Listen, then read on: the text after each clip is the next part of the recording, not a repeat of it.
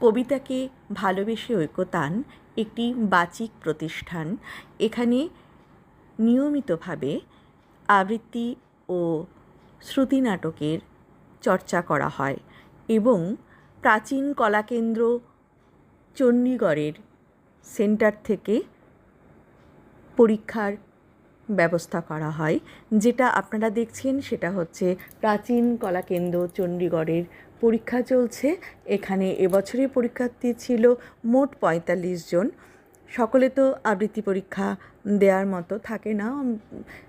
প্রথম বর্ষ বেশ কঠিন, সেই জন্য যারা PP1 PP2 দিয়েছে তাদেরকে বেশ কিছু বছর বসিয়ে রাখতে হয়, কারণ এখানে খুব ছোট বাচ্চার থেকে বড় সকলেই আবৃত্তির প্রশিক্ষণ নেন।